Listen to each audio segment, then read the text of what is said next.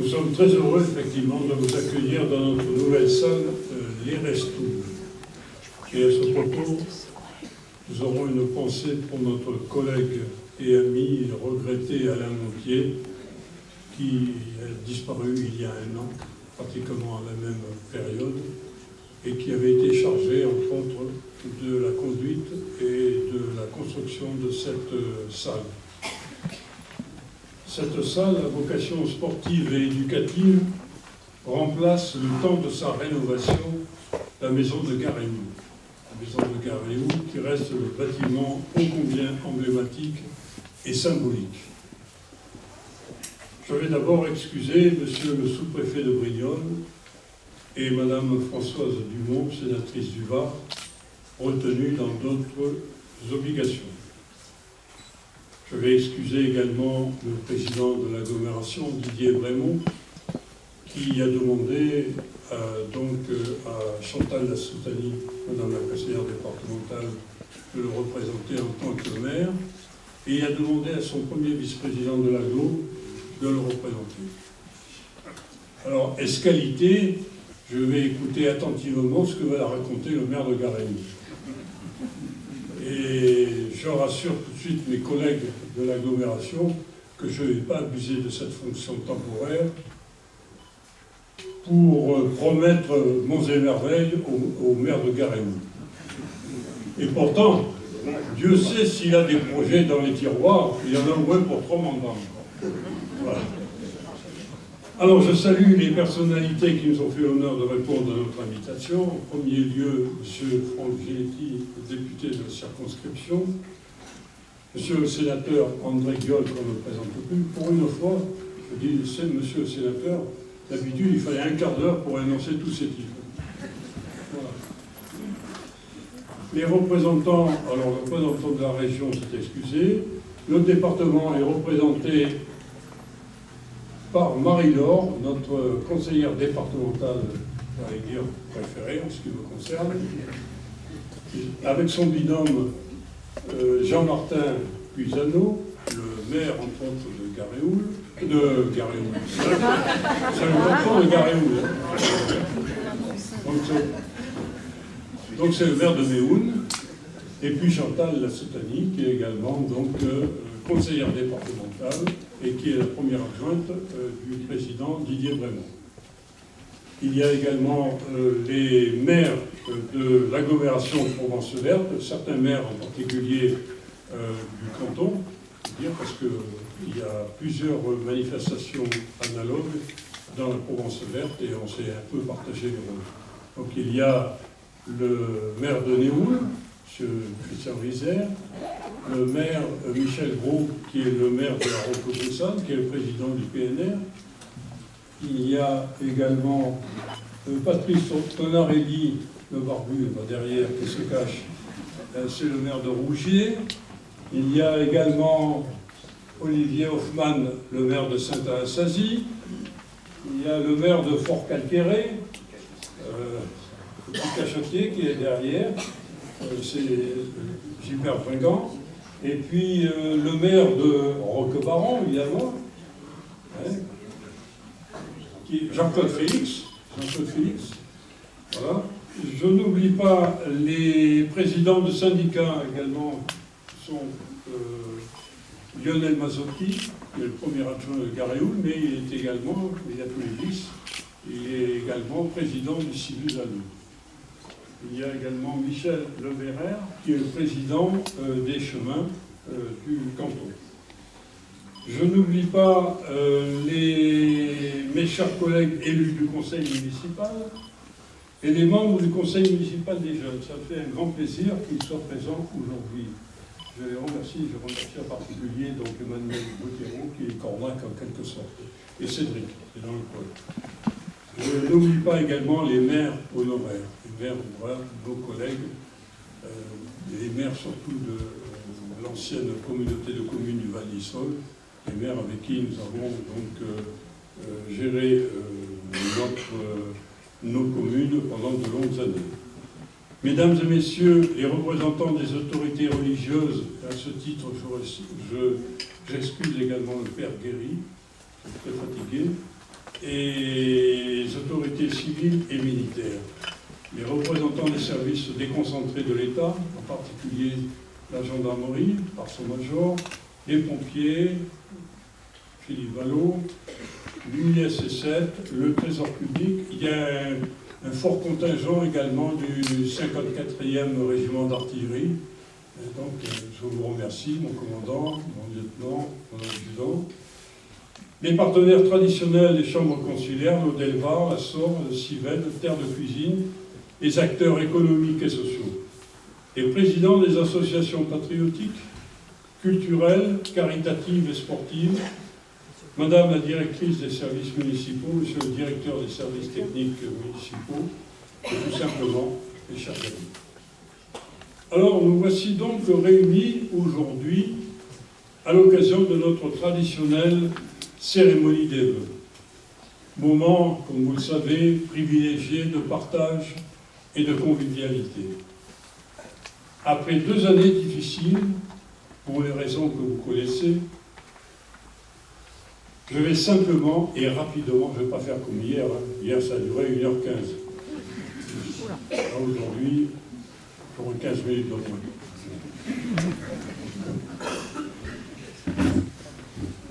Donc je vais simplement et rapidement vous rendre compte de ce que nous avons réalisé en 2022 et comment, ce qui vous intéresse, nous avons utilisé votre argent. J'évoquerai ensuite nos principaux projets pour 2023.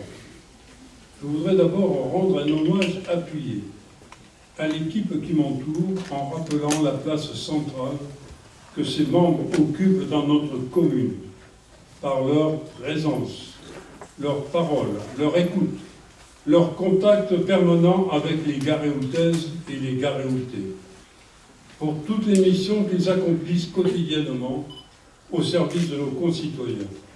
Je les remercie chaleureusement. Mais la commune ne peut agir seule. C'est dans le partenariat qu'on avance, c'est dans l'unité qu'on progresse le plus. Aussi, je suis très sensible à la présence de différents représentants d'institutions qui sont des partenaires privilégiés de la commune. Les services de monsieur le sous-préfet en particulier, avec qui nous entretenons les meilleures relations. Je voudrais dire au président Brémond, donc je vous le dis, je le dis également Chantal, et à mes collègues maires de l'agglomération Provence-Verte, tout le plaisir que j'ai personnellement à travailler avec eux sur les grands dossiers de notre intercommunalité ou de leur commune, et combien nous sommes attachés aux relations de confiance qui nous unissent. Mesdames et messieurs, c'est maintenant vers Madame la directrice générale des services que je veux me tourner pour dire combien votre contribution et celle des agents communaux qui vous entourent m'est précieuse dans la difficile mission qui m'a été confiée depuis maintenant presque 18 ans. Notre collectivité a de fait les moyens d'affronter en confiance les défis qui l'attendent, en s'adaptant, en changeant ses habitudes. Dès l'Antiquité, Diogène, le philosophe grec de l'école cynique, Diogène qui vivait dans un tonneau répétait à qui voulait l'entendre, il faut savoir changer ses habitudes. Changer ses habitudes. Les empêcher de s'installer. C'est bien le choix qu'a fait le conseil municipal de Garéoul depuis 3 ans et qu'il poursuit aujourd'hui. C'est le choix d'une remise en question permanente.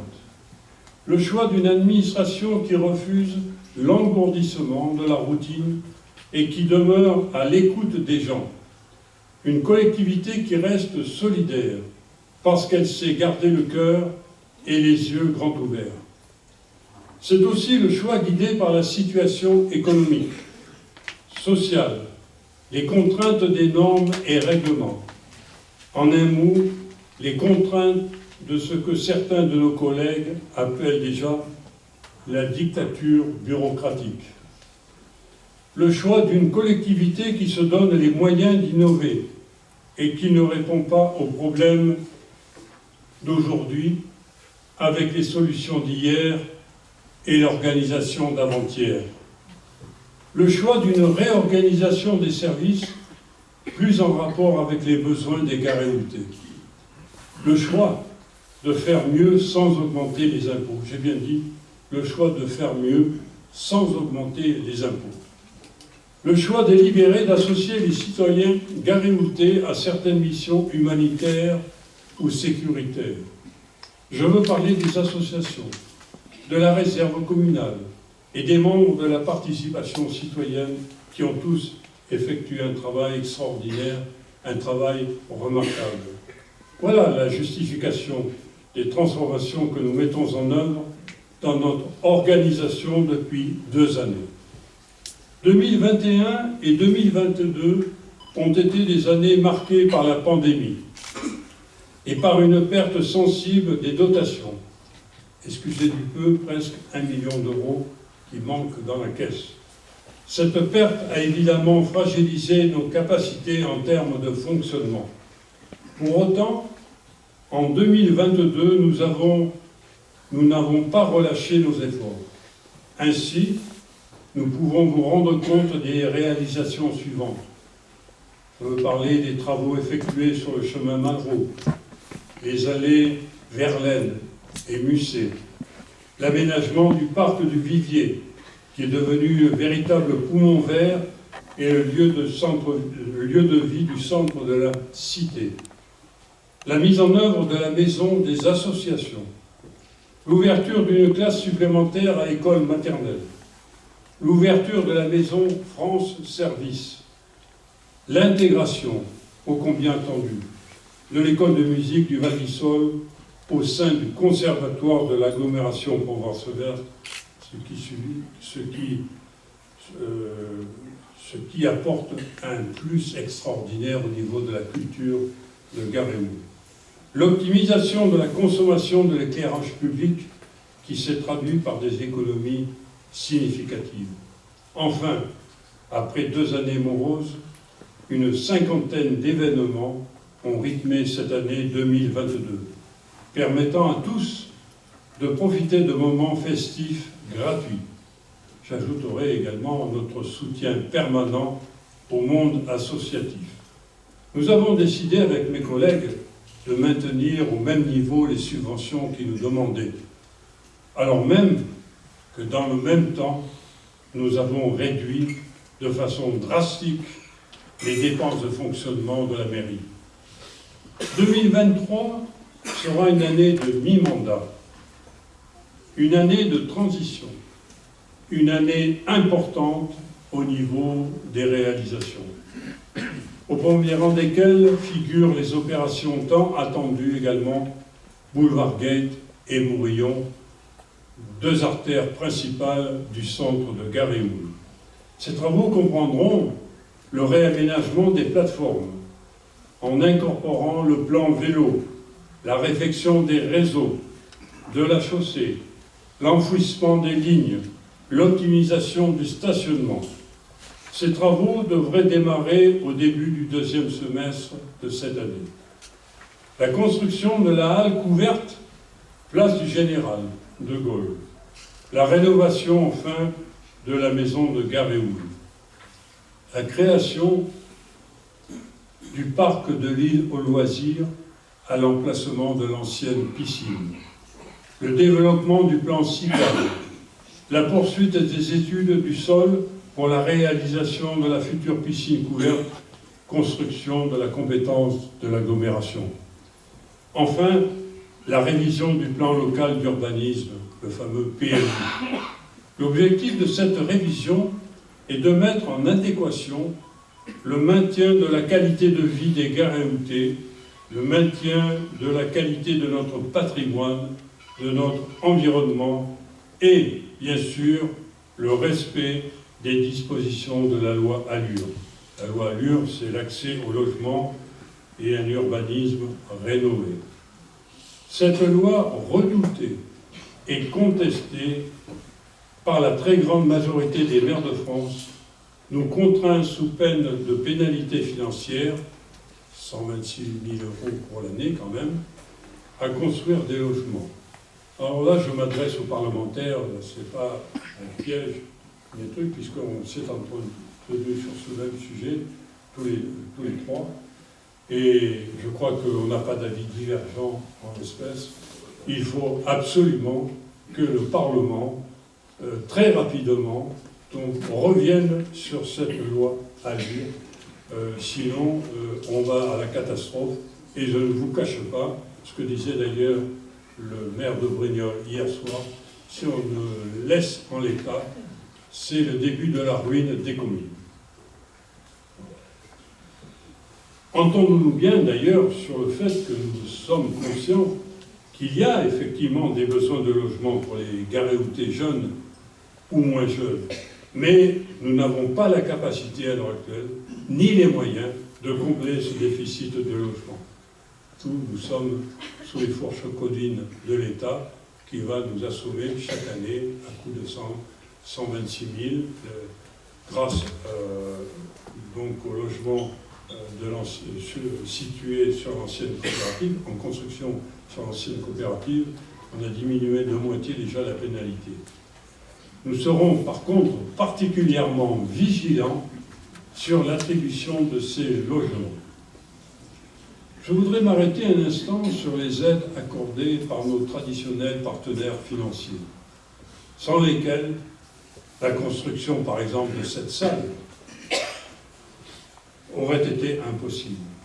Le coût de cette opération s'élevant à 1 350 000 €, je remercie d'abord le département pour son aide significative, de l'ordre de 400 000 €, et je remercie en particulier ma chère Marie-Laure, qui a beaucoup œuvré pour connaître cette aide, et son binôme Jean Martin. Merci. Je n'oublie pas dans ces remerciements le Conseil régional, qui a participé à hauteur de 200 000 €, l'État, dans le cadre, et grâce à monsieur le sous-préfet, personnellement, dans le cadre de la DSIL, et également l'agglomération Provence Verte, pour la somme de 150 000 €. L'agglomération, comme vous le voyez, est devenue un partenaire incontournable, indispensable, de par la loi d'une part, et surtout par l'action personnelle de son président, Didier Brémond, que tu voudras bien remercier par ailleurs, parce que c'est quand même, on a la chance d'avoir quelqu'un de dynamique et quelqu'un qui est juste et intègre.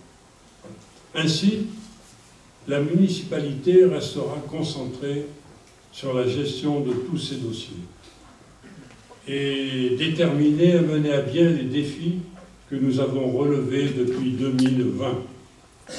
Permettez-moi, pour conclure, de souhaiter de tout cœur, au nom du Conseil municipal, que cette année nouvelle soit pour vous et les vôtres une année de bonheur, une année de santé et une année de prospérité. Une année qui soit encore plus solidaire et renforce notre sentiment de partager une communauté de destin qui chaque jour se construit et qu'ensemble nous souhaitons servir. Nous ferons notre pour Garéoul et pour le canton, pour la Provence Verte, si vous le voulez bien, cette maxime: la meilleure manière de connaître notre destinée, c'est encore de l'aider nous-mêmes à se réaliser. Bonne et heureuse année 2023. Alain Kevin.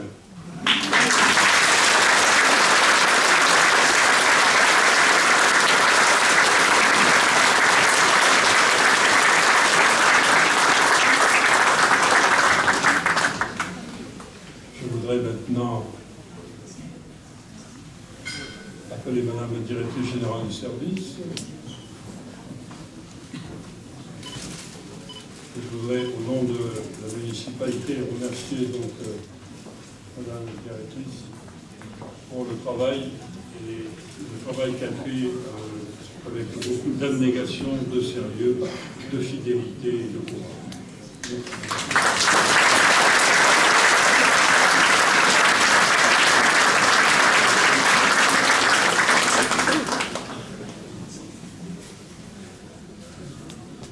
Je voudrais également remercier, là on a tiré un peu au sort, pour honorer une dame également méritante, une présidente d'association, une présidente qui est jeune depuis pas mal de temps. Et donc il s'agit de Marie-Louise Arnoux. Je crois qu'elle est fatiguée, mais on va demander à Nicole, son adjointe. Voilà. Nicole, si tu veux monter.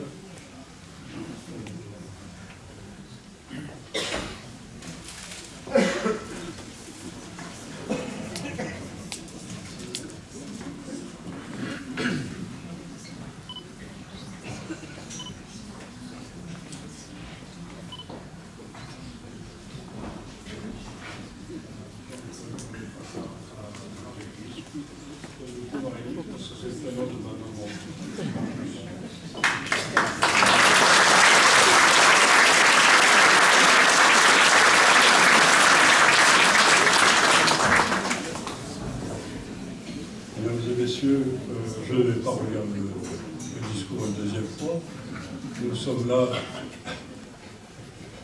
Nous sommes là également pour les choses agréables, un peu plus agréables, et nous allons vous inviter à partager le pot de l'amitié, et je vous souhaite en nouveau les meilleurs souhaits de tout cœur.